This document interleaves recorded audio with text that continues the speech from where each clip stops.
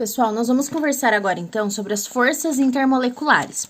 Vou fazer uma breve explicação e aí vou dizer quais são os exercícios que vocês devem resolver, ok? Bom, as forças intermoleculares ou ligações intermoleculares, é bem comum aparecer esse termo aqui para tentar confundir você com ligação covalente. São as forças ou ligações entre as moléculas, inter, ok? Entre as moléculas, isso acontece como? Principalmente com as polares, tá? Porque se você parar para pensar, as moléculas polares, elas têm polo, o positivo e o negativo. O negativo de uma se atrai com o positivo da outra, certo? E essa atração entre os polos opostos é que são as ligações intermoleculares.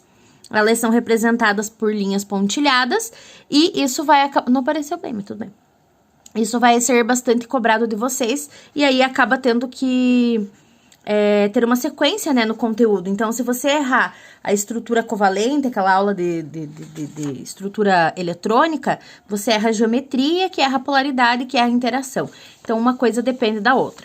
Aqui nessa tabela, eu gosto de passar para vocês para mostrar como que eu gosto de definir. Então, a molécula apolar é aquela que não tem polo, certo? Não tem polos. Então, a atração dela acontece por colisões. Então, quando elas batem umas nas outras, dá um leve achatamento na nuvem, ou seja, uma leve atração e isso já se desfaz. Bom, o nome da interação ou da força intermolecular, interação, ligação, tá? Interação intermolecular, tudo a mesma coisa. É de polo induzido ou instantâneo, ok? Induzido e instantâneo dá na mesma. Os dois nomes correspondem à mesma coisa, a força intermolecular para as moléculas apolares. O dipolo é induzido, ou seja, dipolo vem de dois polos, o positivo e negativo. Ele é induzido, por quê? Pela colisão. E ele é instantâneo, porque no que a molécula se choca, ela já sai, então esse polo vai se desfazendo. É a mais fraca de todas, e eu já vou dizer o que interfere essa força das ligações intermoleculares. Então, a ligação mais fraca de todas é a que existe entre as moléculas apolares. Na molécula polar tem duas possibilidades, tá? Então, pode ser chamada de dipolo permanente, que é a mesma coisa, ou ligação de hidrogênio. Eu vou começar por essa aqui. Perdão. Ligação de hidrogênio é quando você tem H na molécula polar ligado a um dos três elementos mais eletronegativos da tabela, FON. Então, se tiver HF, HO ou HN, ou os dois, enfim, dois ou mais, a molécula faz um tipo de interação chamado ligação de hidrogênio. Antigamente era chamada de ponte de hidrogênio, eu gostava mais. É a mais forte de todas, porque pense comigo, ela pega numa extremidade o menos eletronegativo da tabela e o mais eletronegativo. Então, esse deslocamento de nuvem vai ser muito mais efetivo. Pense numa molécula como HF, por exemplo, que faz ligação de hidrogênio. A nuvem ao redor do F é muito maior do que a nuvem ao redor do H. Ok? Então, é esse deslocamento de nuvem que a gente está falando. Bom, se tiver H ligado a FON, é ponta de hidrogênio, ligação de hidrogênio. Ainda não me desapeguei. Se for qualquer outra molécula polar, vai ser dipolo permanente. E aí vai ser forte. Opa, mais forte não, só forte.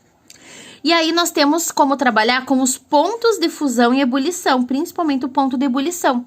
Porque quando você aquece a água, por exemplo, você aquece para agitar e para que elas se desliguem. É o H com O que se desliga? Não. Você atinge 100 graus Celsius para romper isso daqui, ó, as ligações de hidrogênio, as ligações entre a água. Então, aqui eu tenho 3 moléculas, uma correspondente a cada interação. Na minha opinião e sugestão, primeiro você tem que identificar se ela é polar ou apolar. Água. Os oxigênios puxam a nuvem para cima, portanto, a água é polar. HCl, cloro seria o próximo na sequência da eletronegatividade do FON. Então, é polar, porque é uma molécula cujo Cl é bem mais eletronegativo. E o CO2 é apolar, tá? Eu mostrei na aula hoje de manhã para vocês. Porque o O puxa nuvem, nuvens sendo puxadas em sentidos opostos e com a mesma força. Então, a nuvem não sai do lugar.